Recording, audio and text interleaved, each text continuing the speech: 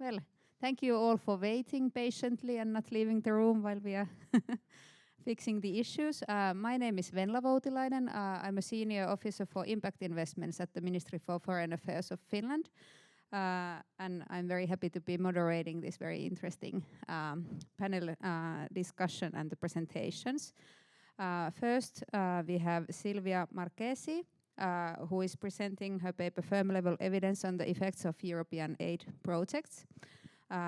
Silvia is a professor of economics at the Department of Economics at the University of Milano Bicocca. Maybe I don't pronounce it right. And she holds her doctoral degree from the Warwick University from the UK. And she's also the associate editor of the Journal of Cultural Economics and Research in Economics. And most of her research is on international finance and development economics. So, without further ado, please, Silvia. Okay, thanks. Oh, sorry. Thanks a lot for being here, for sticking to this session. So this is a very preliminary paper, joint work with Pietro Bonprezzi from Bicocca 2, from Milano 2, and who is a PhD student from Milano, and Tania Masi, who is assistant professor from University of Chieti Pescara. This is a preliminary paper, I was saying. So the main interest here is to looking at the effects of bilateral European projects, so geocoded projects at the regional level, subnational projects, and firm growth. So the evidence is zooming on the effects on firms.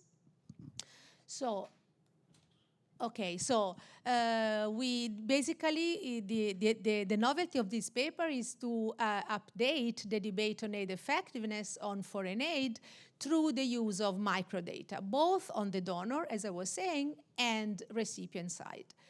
The advantage of using firm-level evidence is that to provide heterogeneity and also a direct measure of local economic activity for evaluating the effects of sub-country bilateral grants. Indeed, I don't need to motivate much the importance of this issue in this conference, but indeed we all know this, the global geopolitical turmoil and adverse economic shocks have boosted the role of official flows, and so for this reason has become even more important to focus on what aid can do for that, to mitigate these adverse consequences. And so what we do here is to look at aid effectiveness at the firm level, identify new channels through which aid might impact regional growth. So, sorry, okay. So the advantage of using this data is to overcome problems associated to either using aggregate data, country-level data, or the caveats of using nightlight satellite changes, which is also an alternative measure of sub-regional activity. And most importantly, we believe that it might help to us to shed some lights whether aid might crowd in or crowd out local economic activity.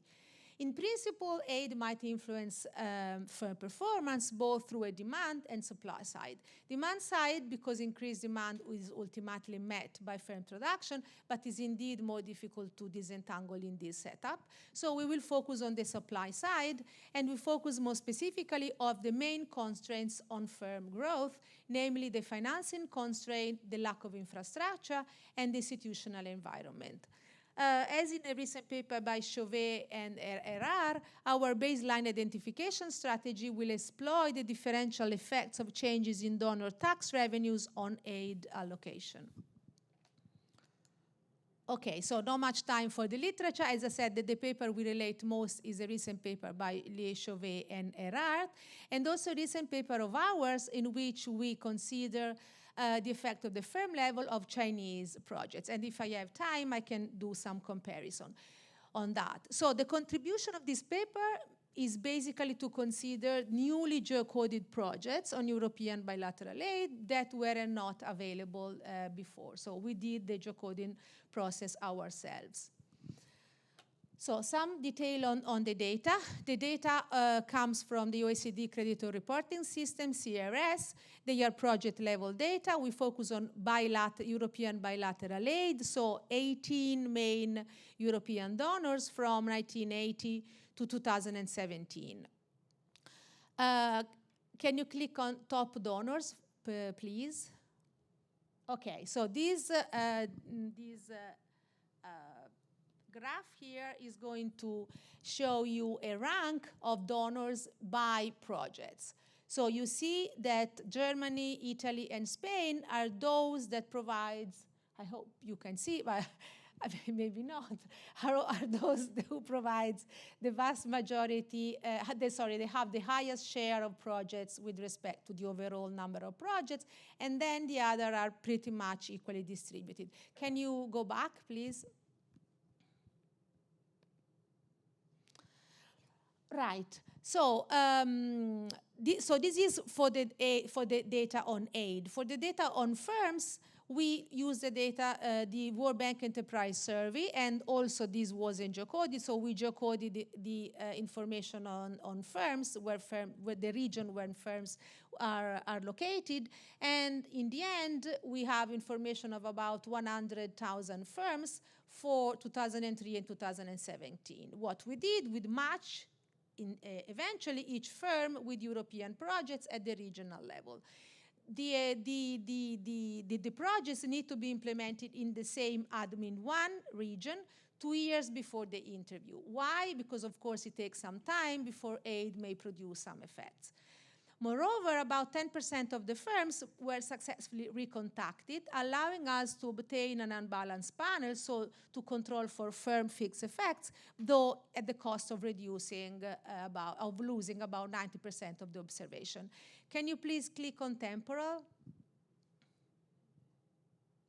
Okay, so this picture here is going to tell you how the information on projects maps with the information provided by the survey. As can you see here, this is the time interval of the survey, and you can see that the vast majority of the projects are eventually carried out in the same years in which we have information on the survey. So in the end, we lose only a small chunk of the projects. So can you please go back? Okay, so well, maybe I will save time. If you are interested on the geotagging information process, I can share with you bilaterally, so we can go straight away to the method and results. This picture is made to tell you how much basically our representative is the sample of projects that we obtain after the geocoding, divided by sector. And so the blue color denotes the raw data, while the pink color denotes the geocoded projects. And as you can see, they pretty much balance the information between the raw data and the geocoded by sector. This map is going to tell you the distribution of projects and firms across countries. So the green dots denotes where firms are located, and the red dots denote where projects are allocated. And again, you can see that they pretty much overlap, with a few exceptions, such those, for example, in Eastern Europe, or for example, this area in Central Africa. But for the rest, they are pretty much overlapping. So for the identification strategy, basically that we use belongs to the literature on the shift share instruments. So basically we look at basically we look for some source of exogenous variation in on the donor country's economic situation, weighted by the historical proximity between donor and recipient regions. This is as in Nan and Kian, for example, and more recently in Lang and Rare, regarding specifically the aid context. So we have variation over time, temporal variation in taxation in donor countries, and variation across region, which is measured by the share of years that each region has spent under a European donor project during the interval 1980-2017. So like in a difference in difference approach, we basically look at the differential effect of tax revenues in project allocation in regions with high compared to low probability of receiving a European project. Our dependent variable is the annual growth rate of firm sales over 3 years between time t and time t minus 2. The interest variable is European projects and the regional level. So I emphasize that we look at number of projects, not volume of commitment, and this is because we have about 25 missing information. The proportion of missings for commitment is pretty high, and so that makes identification a bit problematic. We adopt 3 methods: pooled OLS, fixed effects, for the 10% of the sample in which we have repeated information on firms, and IV. Standard errors are clustered at the regional level. So we have information on growth of firms I belonging to sector K, placed in region H, in time between T and T minus 2. We have some information at the firm level, like size, ownership, whether it is export-oriented or not, and some information at the regional level, population, basically. And then, of course, projects, not our interest variable, and then we control for industry year dummies to control for industry time-varying heterogeneity. So this is basically our baseline result. So as you can see, so the different columns, 1, 2, 3, 4, refer to the different specifications. So column 1 is the pooled OLS for the full sample. Column 2 is the IV for the full sample, in which we control for region fixed effects. Then column 3 and 4 is the panel specification with no IV. So you see the number of information is much smaller, about 10%. And then the IV for this reduced sample. So on average, we find some weak evidence that in the IV only for the pool sample, that the number of European project aid cause an increase in firm sales growth, and more specifically, one more project increases firm sales growth by about 1%. But what is more interesting is indeed looking at the channel through which this effect might take place. So basically what we do here, as if you remember in the introduction, I was basically mentioning 3 types of constraints: financing constraints, infrastructure constraints, and institutional constraints. So all this column here refers to proxy to measure this type of constraints. And what we do, so panel A and panel B are basically considering the sample split it into whether countries presents in a better shape, let's say, with respect to these constraints, or in a worse shape. So we take regions that are below the median with respect to this measure, to this proxy, and regions that are above the median with respect to this proxy. So just few details on what this proxy mean. So the first 3 columns refers to proxy that are supposed to denote the financing constraints, because they denote the quality of the certification of the firms, the existence of not of a saving account in the firms, and the existence of an external auditor for the firms. So all these proxies are supposed to either refer to the reputation, financing reputation of the firms, which might eventually help you to obtain financing, or also whether it has it or not access to a bank account. And as you can, well, probably not see, but I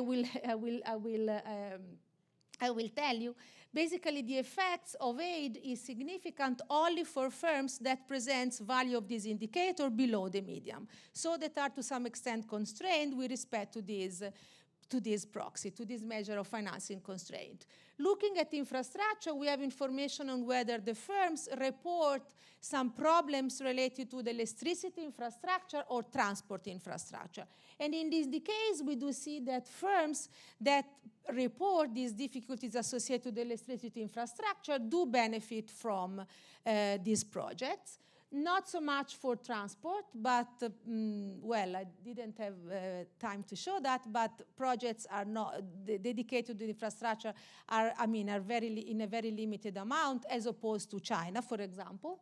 And the last 3 indicators denote the existence of institutional problems. So political instability, crime, and corruption. And in this case, what it is interesting is that aid is more beneficial when firms indeed are performing better or report better values regarding the institutional infrastructure. So when crime is low and corruption is low. Not so much for political instability, though.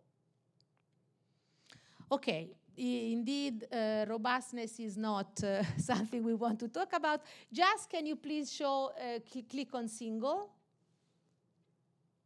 Thanks a lot. So here we try to implement some donor by donor results, which is also nice and interesting.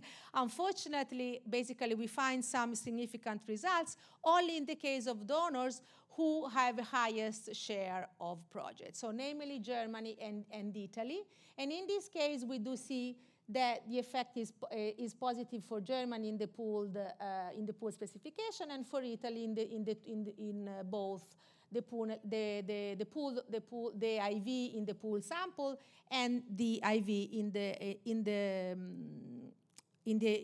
the panel sample. So more in particular, what we do find is that on average, one more German project increases firm sales growth, but about 6.4%. One more Italian project increases firm sales growth, but about 5.4%. So the magnitude here is much higher. So no. Can you please go back? Thank you. Okay. So to conclude, basically this paper look at the effects of European projects on firm sales growth using a data set of about 100,000 firms spanning about 110 countries over the years 2003 and 2016, because those are the years where the survey is available. European bilateral projects on average increases firm sales growth by almost 1%. The effect is stronger for firms lacking access to finance and electricity infrastructure, suggesting that European aid may improve firm performance by releasing this type of constraints, and the effect is stronger in a business environment that is more politically stable, safer, and less corrupt.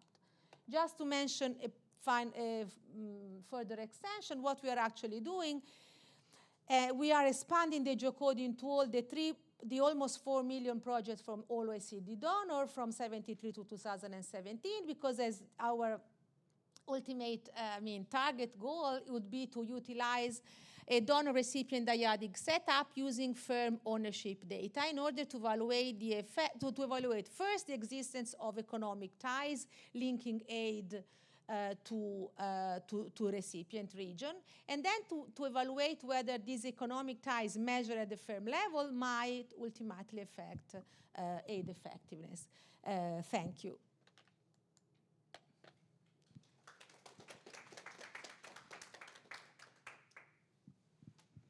Okay, thank you, Silvia, very much. You will have an opportunity to ask questions later on, but we will move on now for the next presenter. I believe he's joining us online. And his name is Elijah Kipchumba, and he holds the degree of Master of Science in Quantitative Economics, and he's currently pursuing a PhD at the Trinity College, Dublin. And his research interests are gender and labor economics, and the paper he's presenting is called Micro-Enterprise in Humanitarian Programming, Impact Evaluation of Business Grants versus Unconditional Cash Transfer in Somalia. Please go ahead, Elijah.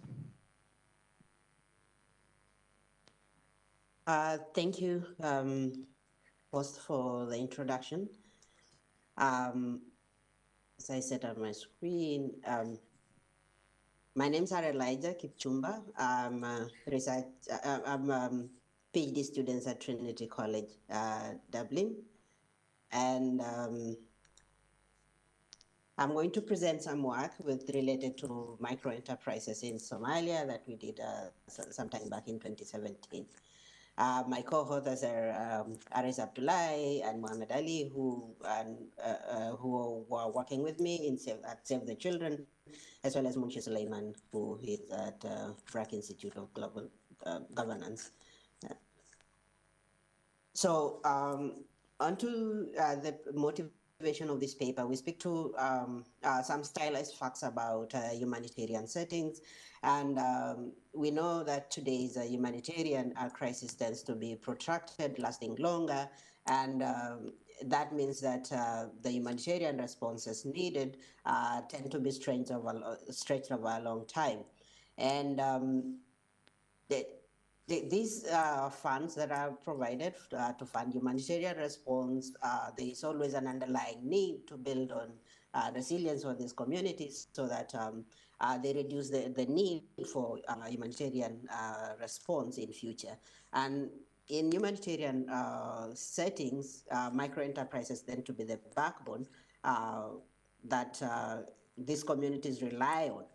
And several designs or several arguments have been put forward in a way that how can we make these resources more useful and to build this community resilience. And one of the policy interventions that donors and development partners tend to deploy is the unconditional cash transfer. However, these cash transfers tend to be deployed usually in small installment for a short period of time. But for this study, we consider whether instead of delivering these interventions over a long period of time, what if we cut the time of delivery as well as increase the size of the cash transfer? What happens to the outcomes in terms of the labor market? So to solve this, we ask ourselves, okay, so if the transfers are going to be delivered on a fewer transfers, yes, we know it's going to reduce the administrative cost, but does it stimulate more investment in terms of startup capital or even expanding existing enterprises in humanitarian world?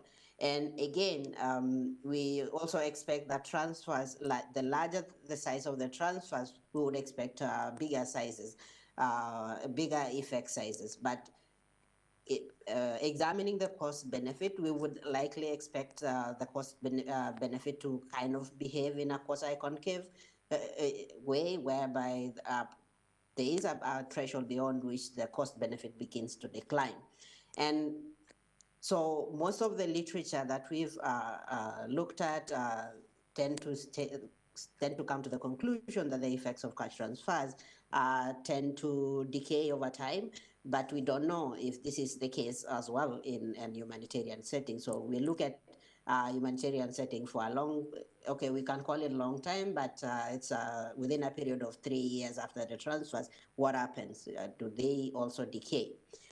So our study is set up in Somalia, and Somalia is the Horn of African region that is really characterized with protracted conflicts over a long period of time, like uh, since 1991 up to now. It has been struggling with multiple humanitarian crises, be it drought, be it security situation. Even recently, there has been like some tsunamis that hit the Gulf of Aden here. And so we have multiple humanitarian situations that affect the country.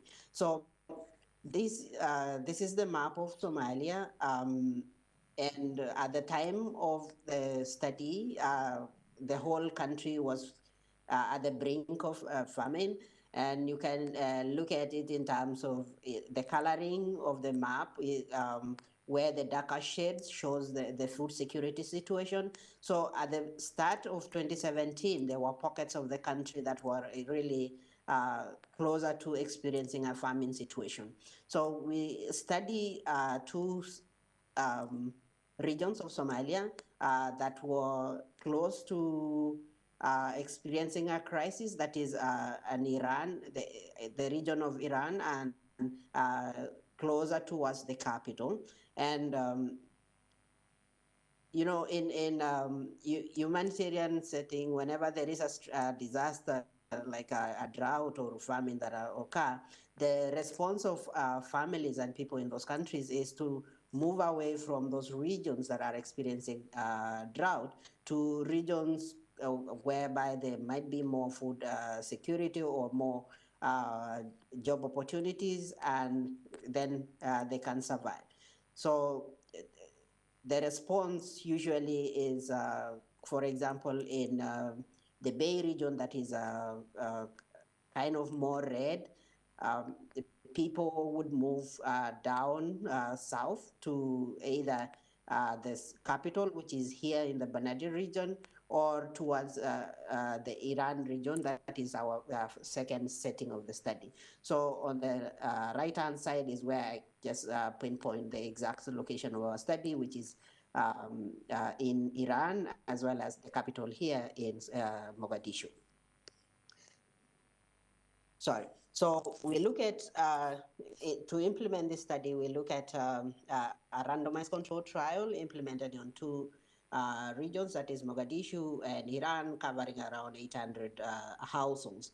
So because the sizes of transfers differ and the meaningfulness of these transfers differ, we look at the delivery mechanism, because the cost of food basket in Iran is cheaper than the cost of a food basket in Mogadishu. But essentially, the relative cost of the small transfers are going to be the same because of cost difference between the two regions.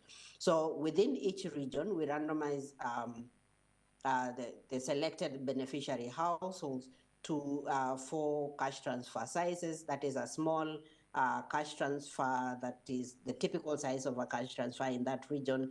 And then this cash transfer is either delivered in 2 installments or in 1 installment. So essentially the first two groups are the same in terms of the magnitude. What they differ is just how it is being paid off. And then the third and the fourth are kind of increasing to mimic cash transfer that are more business oriented. So we deliver like a $500 to the third harm, as well as doubling the size of that transfers to $1,000 for all of this. The group 2 and 3 and 4 were delivered in 1 installment, except group 1 that was delivered in 2 installments. So we followed these 800 participants over a period of 3.5 years. So first, before the baseline, before the start of the delivery of the cash transfers, and 4 months after the delivery, which we call it the midline, and then 3.5 years later to see what happened to households that received the transfers. So to lay some context into the characteristics of these households that receive the cash transfers at baseline. So there is a real humanitarian need in those households, and they are quite vulnerable. For example, only slightly above half of the households had someone who was working. And this, even when they were working, most of them are deriving their earnings from wage work, which is kind of not sustainable. And quite a few of them are engaged in, like a quarter of the households are engaged in small enterprises. And then these enterprises earn only about $5 in profit in a month. And looking at per capita expenses, they have like $13 in a month. So from the econometric side, we look at comparing the control group, which is the households that receive the cash transfers in 2 installment versus households that received it in multiple one-off transfer, which is a small amount of the same size, as well as those that received a higher amount, medium and higher amount transfers, to see what is the effect. So we implement an uncover design model whereby we compare the effect of the intervention at the 4 months and the effect of the intervention at 3.5 months later. So for both arms of the study, the 3 arms of the study, relative to those ones that received small amounts of transfers into installments. So onto our first effects, because we concentrate on the side of the labor as compared as unlike the previous literature that looked at the food security. Yes, we have food security in the main paper, but for today we look at what happens to the micro enterprises after receiving the cash transfers. So generally, houses do not really change in terms of the engagement in income generating activity, the number of households. Instead, they deploy their labor away from wage earnings to more of looking at non-farm businesses. And when we look at the effects as at 4 months, we find that at 4 months, receiving the transfers as one installment instead of 2 installment increases the probability of households having a non-farm enterprises. Be it, it's most likely that they deploy the cash transfers to start up businesses or expanding the already existing businesses. And that is the story that we get from both the larger sizes of transfers. But when we go like 3.5 years later, we get that it's only recipients of high and medium cash sizes are the ones remaining in the business world. Then if we look at the sizes of the transfers, okay, they deployed these resources to start up businesses. Can we examine the worth of these businesses and see whether, yes, that shock in terms of the sizes of transfers, is it reflected in the sizes of the businesses? Yes, and we find when a household receives $1,000, they deploy like $250 worth of that transfer on their businesses. We find that interestingly, receiving the transfers in one chunk instead of 2 installments results in like more investment in terms of like we get $35 more worth of investment.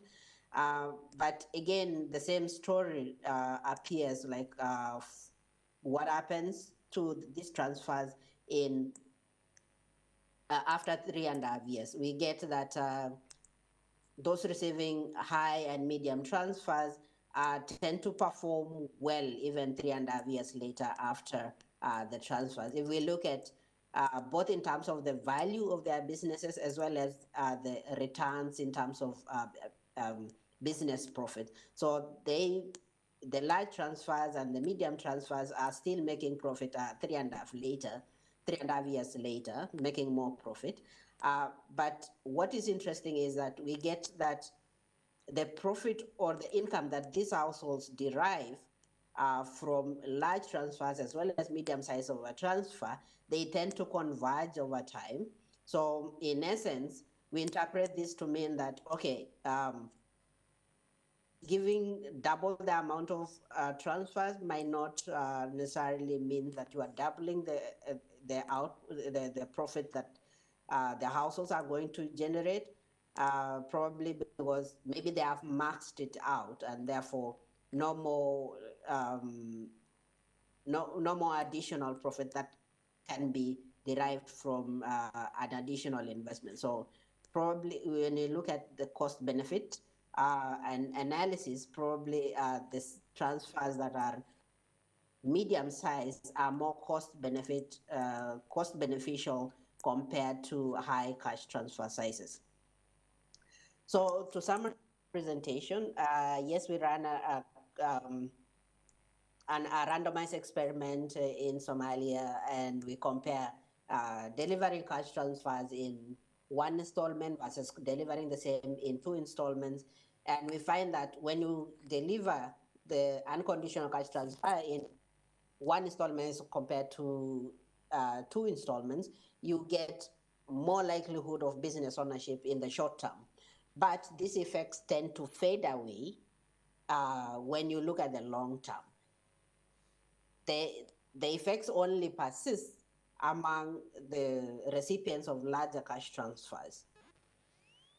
And then the second part of the story is, yes, the medium-sized grants tend to be cost-effective compared to the large-sized grants. So because we have $1,000 compared to $500, you can use the same amount of the $1,000 to reach 2 more households, as compared to giving the $1,000 to one household. And we arrive at that conclusion by looking at the value of the enterprises and the profit that they realized in the long term. And yes, we conclude that, yeah, probably the medium-sized grants are more effective compared to large sized grants. And that's the end of my presentation. Thank you. Thank you so much, Elijah. And then we will move on to our third presenter. His name is Alan Dikumana, and he's a PhD student at the National School of Statistics and Applied Economics in Abidjan. And he researches the link between aid allocation and economic development in Africa. And alongside pursuing his PhD degree, Alan is the chief of department at the Institute of Statistics and Economic Studies of Burundi. He's also the co-national investigator for Afrobarometer. Please go ahead, Alan. Thank you. I'm going to present my paper, which is entitled, Does China's Aid Promote Manufacturing Sector in Africa? This is my overview, please. Donc, I'm going to rapidly to show the motivation with my paper, and the research and question, and main data that I use during my paper, the empirical strategy that I use, and main findings, and I will conclude by the policy implication about my paper. Next. Now, why am I focusing on effect of aid of China's aid on manufacturing industry in Africa? As you know, China become more and more a key partner for African country. If you look at this graph, you see that since 2000, Chinese aid is increasing more and more, except in 2008 during the financial crisis. Next. Chinese aid represents 40.6% of overall aid provided by Chinese. African receive 1.6 aid from China. This aid increase of more than 6 times of Chinese, from 4.6 billion in 2000 to 24.9 billion between this period. That is information provided by A-Data. If you look at China's aid is tied. That means that more than 70% of China's aid is targeting infrastructures in Africa. They set up what we call Angola model, which consists to provide aid in counterpart of mineral resources in Africa. And it represents 36.2 in 2000, and in 2030 it represents more than 70%. Although for the whole period it represents for 42% in average. Next. When we look at literature review about Chinese aid, we see that theoretically there is a theoretical link between capital accumulation of and industrialization through provision of foreign capital in form of official development assistance. Next. We look at also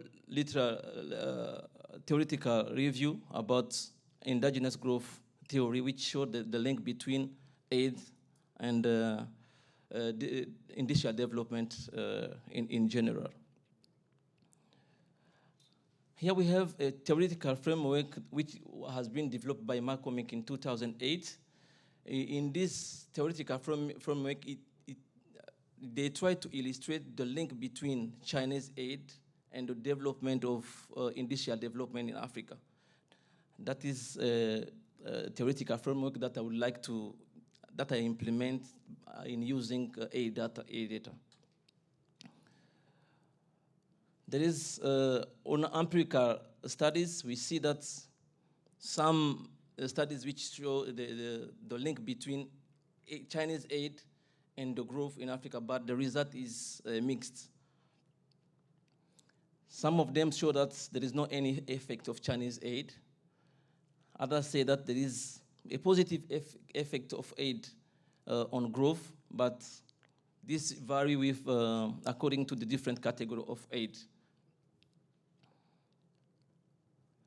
There is other studies which show the effect of Chinese aid on targeted aid on infrastructures on development of subnational scales. There is a study in Ghana which showed that aid to electrical power infrastructure improve the social welfare of households in Africa, in some countries in Africa. There is other study which showed that China's aid to transport infrastructure has a positive impact on spatial concentration of economic activity. But there is also some study which show the impact of Chinese aid on household wealth and education attainment that is have shown in 2018 by Martarano. Donc my contribution here, I would like to implement the theoretical framework which has been developed by McCormick in 2008. I take data from A data, and I'm trying to see if there is a link between A data and industrial development in Africa.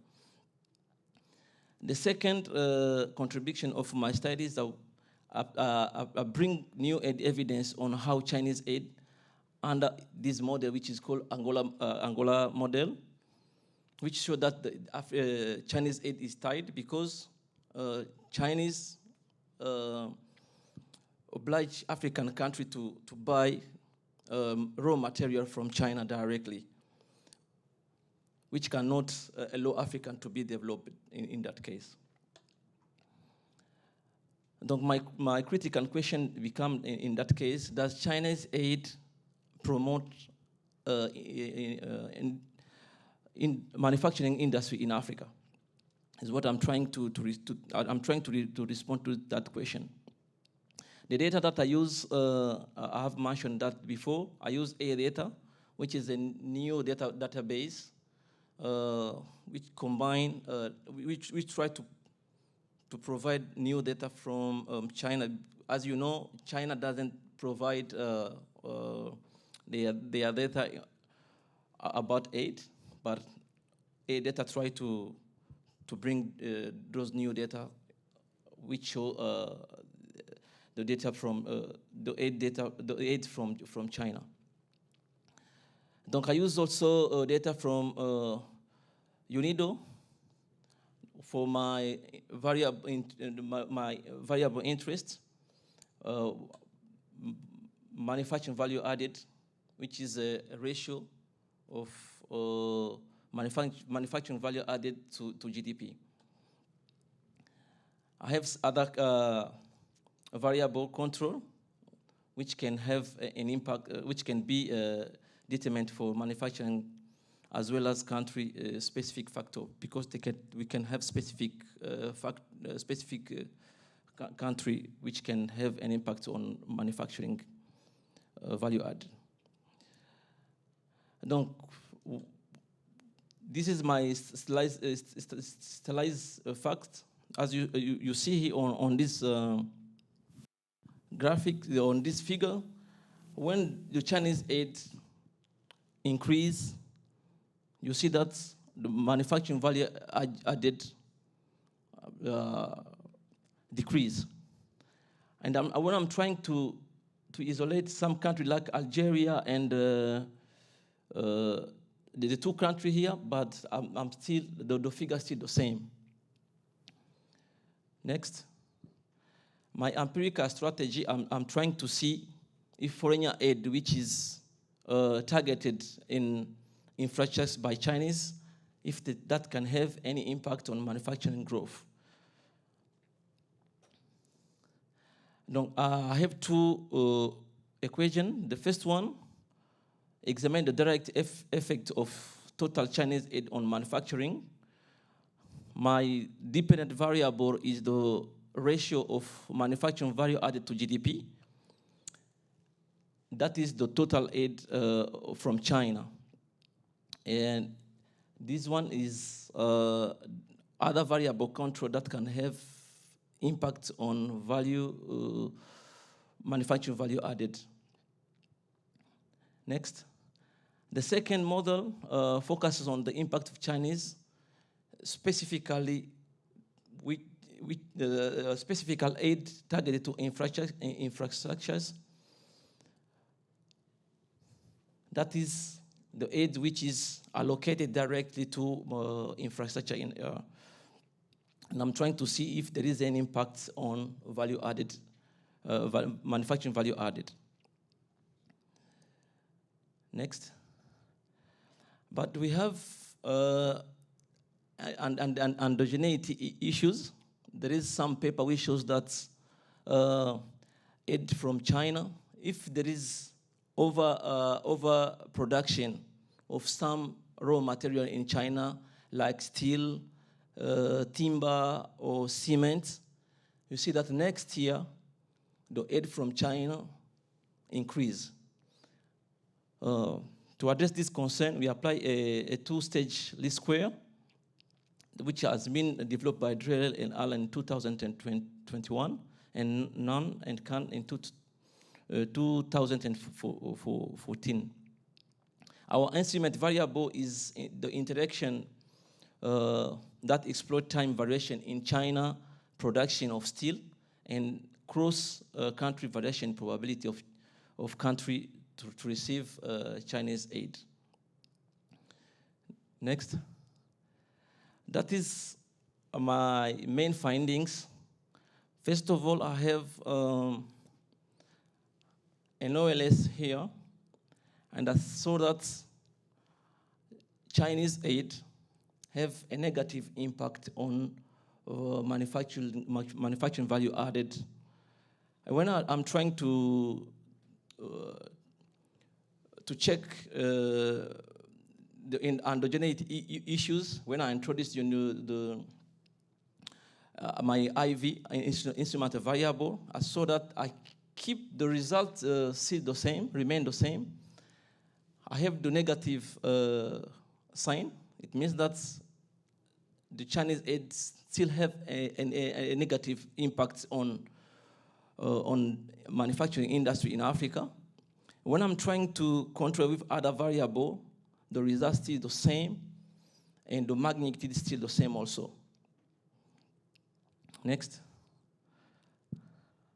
That is the other variable which make the relationship between my IV and my interest variable, which show that my instrument variable is still strong. Next. In this table, we are trying to see the impact of Chinese aid targeted to infrastructures and economic services. But I keep the results still the same. We have the sign which is negative, statistical significant, and the magnitude is still on the same. Next. I'm trying to see if quality of institution, which, if quality of institution, I'm trying to see the robustness of my results. In that case, I introduce some variable which show the quality of institution, like rule of law, control of corruption, political stability and non-violence, voice and accountability, governance effectiveness, and I see my results still the same. The results, the Chinese aid still have the negative impacts on manufacturing industry in Africa. And after I'm trying to add other financial constraints which can have impacts on manufacturing, like that bank credit to private sector and trading cross-border, but my results still the same. I keep my results is still the same. That means that my result is robust. What is the policy implication of my results? Policy implication is on how to apprehend Chinese aid effects on manufacturing industry promotion in Africa, especially in some countries which have mineral resources. Because China's came to implement, they provide more aid for those countries. The second policy implication, policymakers should ensure that this aid is not linked to the purchase of raw material from China. If they want to develop the industry, leader in Africa must impose to Chinese to use raw material which is produced locally. Thank you for your attention.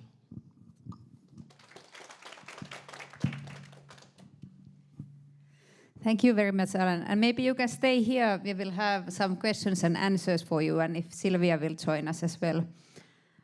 So unfortunately, our fourth presenter has been, he hasn't been able to attend today.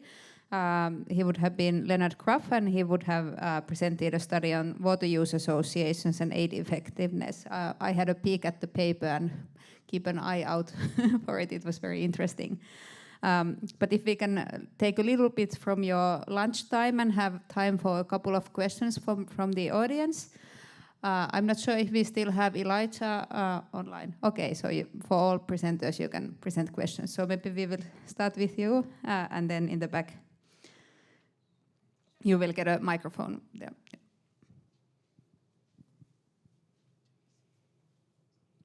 Great, thank you so much. My name is Ruth Karlitz, and I'm at the University of Amsterdam, and I have a question for Ella. And I think you didn't have so much time to get into all the different ways that you slice and dice your results, but one sort of mechanism or curiosity I had, and it relates to a paper published by someone who's at this conference. I haven't seen if she's here, but there's a paper by Anne-Sophie Isaacson and Andreas Kotzadam that shows that this association between Chinese aid projects in Africa using China aid data and local corruption. And I've always found those results compelling, and it's hard to tell which way the causal error is going. Are the Chinese aid projects causing corruption, or are the Chinese aid projects sort of attracted to areas where you can play loose with the regulations? And I'm just wondering, like, is corruption part of the story to explain? I mean, the result you have is very striking and damning, I would say. And so trying to understand, maybe it's not your focus, but how you understand the mechanisms. Your policy recommendations was all about, you know, removing these tied aid and using local projects, but is there a corruption story too? You know, corruption is an issue in Africa, in most of countries in Africa. That is I think sometimes Chinese, how can I say, they try to capitalize this. You know, in some countries they say that they don't want to intervene in internal affairs. And when they allocated aid, they don't matter who can use this aid. Sometimes people or some leaders find that it's an opportunity to get money when they use this. There is another paper written by Drellel, which show that China's aid is captured by political leader. They capture aid to develop their local region. That's one of elements that can explain this. Aid cannot be effective if the way they allocated aid doesn't consider some needs, development needs in some region. Is what I can say about this.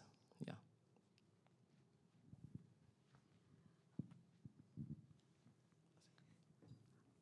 Okay, so my name is Kang. I'm from King's College London. I have a question for Sylvia. I think you had a very impressive work, collecting all of the data and then merging them with the geocoded data. So I have a very specific questions on your identification strategy because it seems to be your huge contribution to the digital. Okay, so my question is: so one of your IV was trying to interact the Chinese steel production and then the probability of the recipient country to receive Chinese aid. Not really. I'm focusing on you. Sorry, I'm focusing on Europe. So Europe. Yeah. So in this case, I look at the variation of tax revenues. Yeah. Okay. Sorry. Sorry. Because I was looking at your different paper. Oh yeah. In the other paper, indeed. But yeah. This is not the one I. No, but I guess it's going to be on the same line of logic. So what I was thinking is that maybe because the European countries they're exporting or giving a lot of support in other methods, in other ways to those recipient countries. So the tax revenues from the European countries directly have some effect on the firm's performance in those recipient countries themselves, not just through the aid channel. For example, if my firms in Europe have a lot of connection with, I'm from Vietnam, so let's say some firms in Vietnam, and we have a lot of import and export to Vietnam. So I got lots of profit from Vietnam myself. So I pay a lot of taxes to my European country, for example.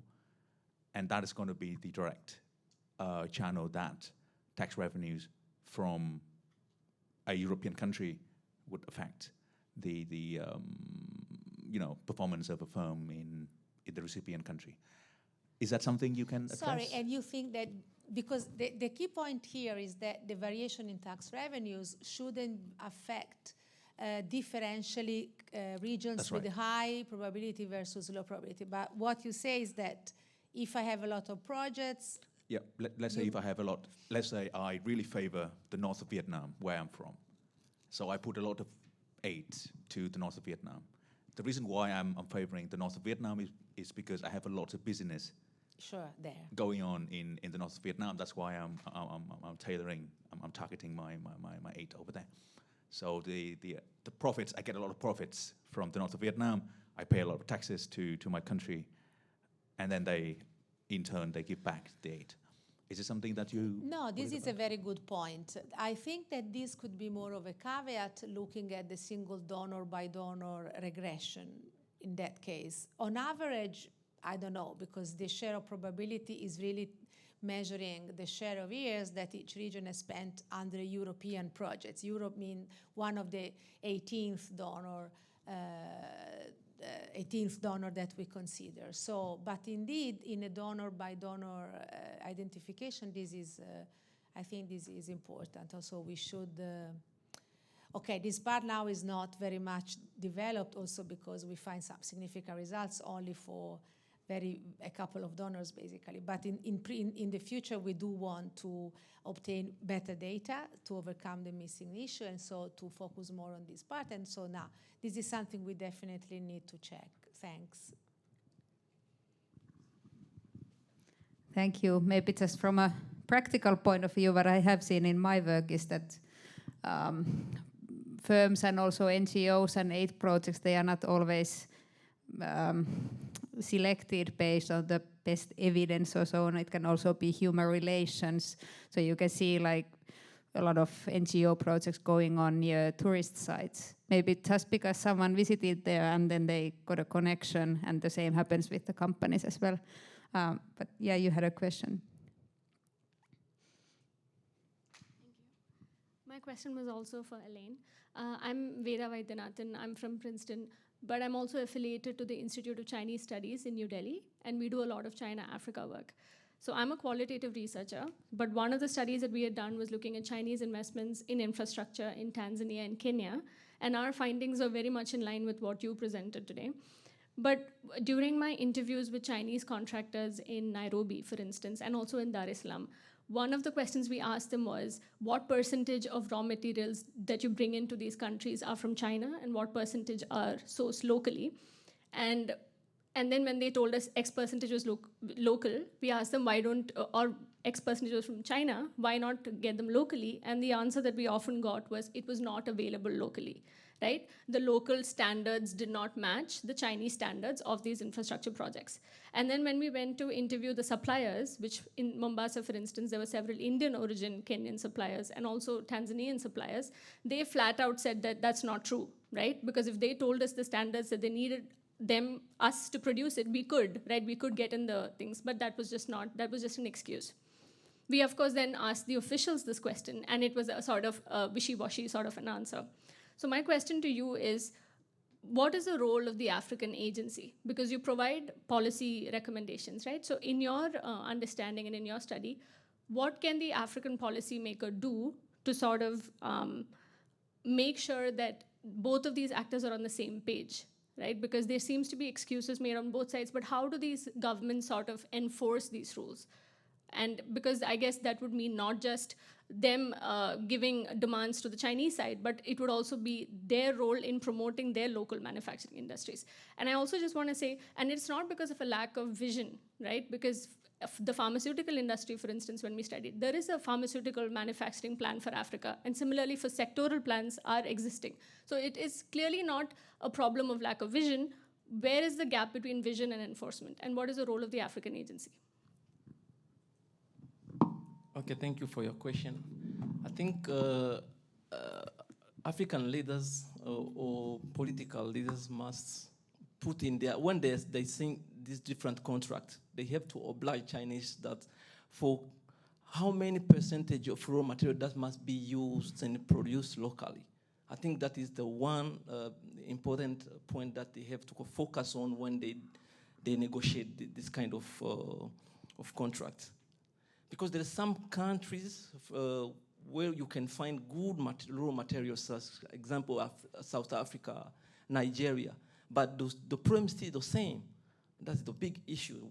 For Kenya and Tanzania, for example, they cannot have raw material which respond on their what they want as a raw material. But countries like South Africa, Nigeria, they have those kind of raw material that can be used by Chinese companies. I think African leaders must put that kind of in the agreement. They have to import Chinese a share of a percentage of raw material, but which must be used by Chinese company when they implement this kind of project. Yeah. Are there any further questions? Yes. And do we have any online questions? Yeah.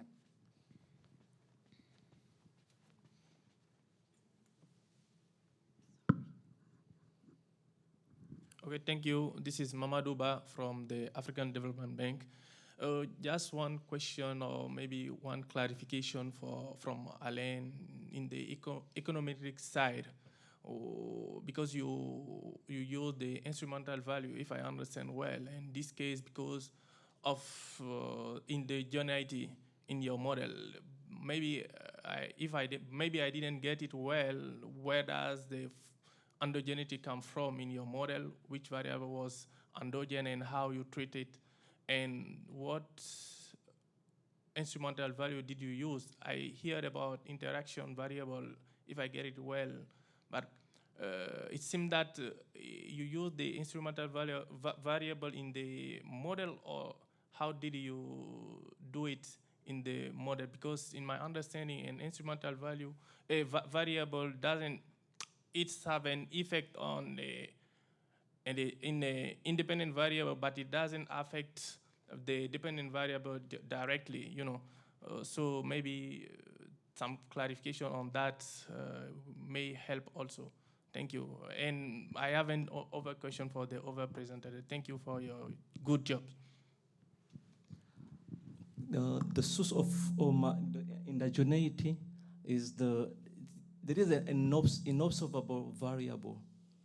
I have seen that the amount of aid increase 1 year.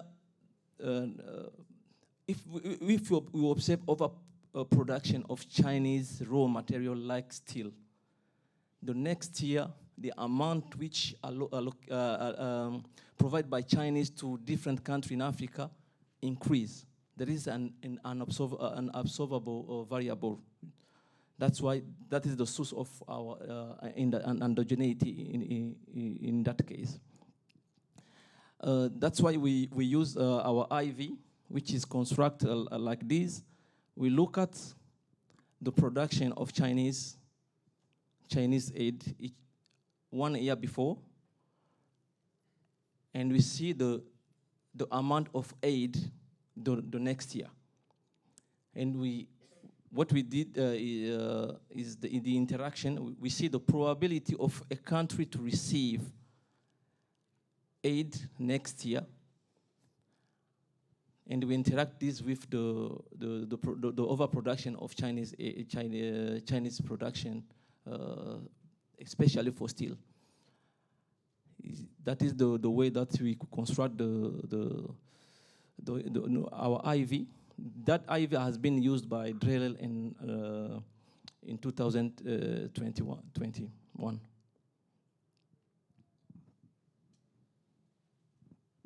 Great, thank you. Are there any further questions, or are you already eager for lunch? Okay, maybe we can wrap up now. Thank you all for your patience and your kind attendance, and thank you for all of our excellent panelists.